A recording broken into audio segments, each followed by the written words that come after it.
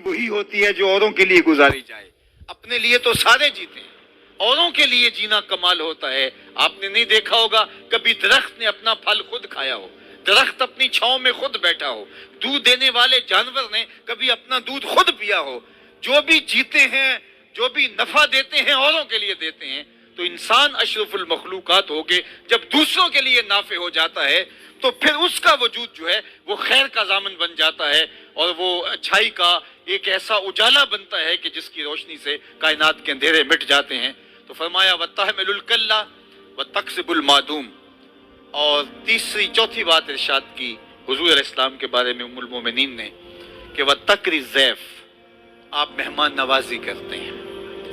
مہمان کو دیکھ کر کے خوش ہو جانا اور مہمان نوازی کرنا خوش دلی کے ساتھ, یہ اللہ کی رضا کے حصول کا ذریعہ بھی ہے. اور حضور علیہ السلام کے مبارک طریق میں سے یہ ایک نمایاں وصف ہے جو ام المومنین حضور کا وصف بیان کر رہی ہیں.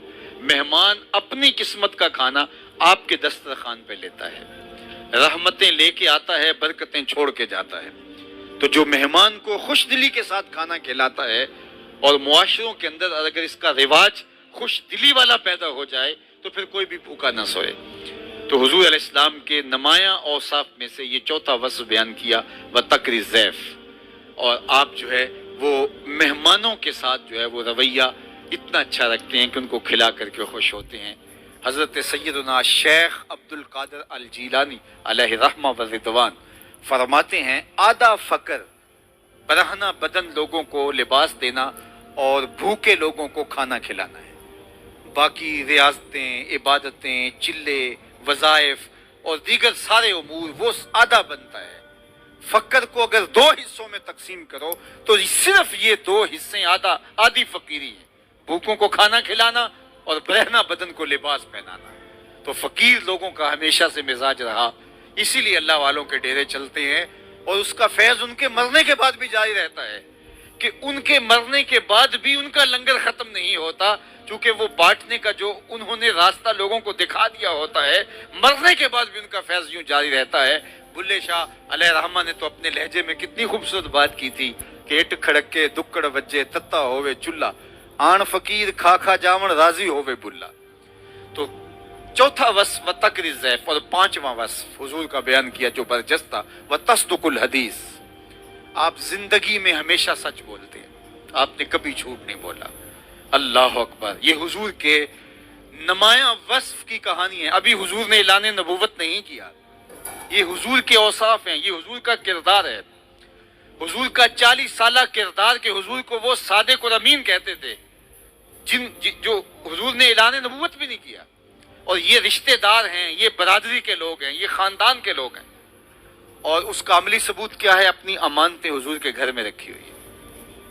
آپ نے سنا, علماء سے بارہا سنا, سیرت کے قاری اچھی طرح جانتے ہیں کہ جب دارالندوہ میں بیٹھ کے انہوں نے سازش کی حضور کی زندگی کا چراغ بجھانے کی, اور ایک ایک ہر قبیلے کا فرد, خاندان کا فرد جو ہے وہ حملہ آور ہوا اور حضور کے گھر کا گھیراؤ کر لیا کہ آج معاذ اللہ ہم حضور کی زندگی کا چراغ گل کر دیں گے, لیکن فانوس بن کے جس کی حفاظت ہوا کرے وہ شمع کیا بجھے جسے روشن خدا کرے.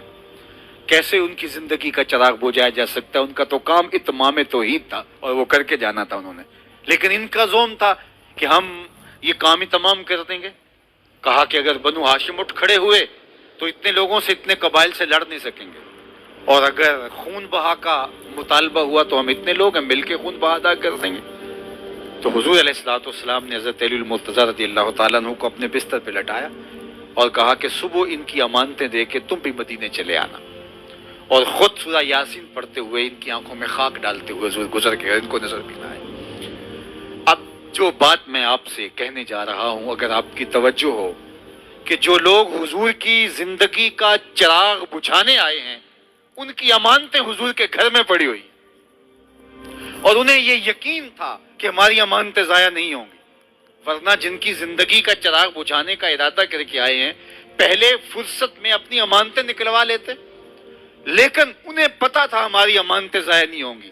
اور میرے اور آپ کے آقا و مولا کا کردار کہ اس مشکل حالت کے اندر بھی حضرت سیدنا علی المرتضیٰ رضی اللہ تعالیٰ عنہ کو مولا کائنات کو اپنے بستر پہ لٹا کے کہا کہ تم میری امانت ان کو واپس کر کے جو آ جانا. کسی نے سیدنا علی المرتضیٰ رضی اللہ تعالیٰ عنہ سے پوچھا کہ حضور کے گمان میں وہ آپ کو بھی تو شہید کر سکتے تھے، تو آپ کو چین کی نیند آ گئی؟ کہا میں آرام سے سویا، اس لیے کہ حضور نے کہا تھا کہ صبح اٹھنا، ان کی امانتیں دینا اور مدینے چلے آنا. مجھے یقین تھا میں اٹھوں گا بھی، امانتیں بھی واپس کروں گا اور مدینے بھی پہنچوں گا. اب یہ ہے حضور کے کردار کا وہ نمایاں رنگ کہ حضور صادق بھی ہیں اور امین بھی ہیں.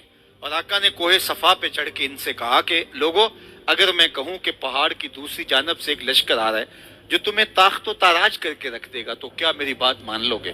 تو انہوں نے کہا کہ نظر نہ بھی آیا تو ہم کہیں گے ہم اندھے ہیں، آپ سچے ہو، آپ نے زندگی بھر کبھی جھوٹ نہیں بولا. تو کہا اگر میری سچائی پہ اتنا یقین ہے تو پھر مان لو اللہ ایک ہے، وہ واحد اور احد اور صمد ہے. وہی ہوتی ہے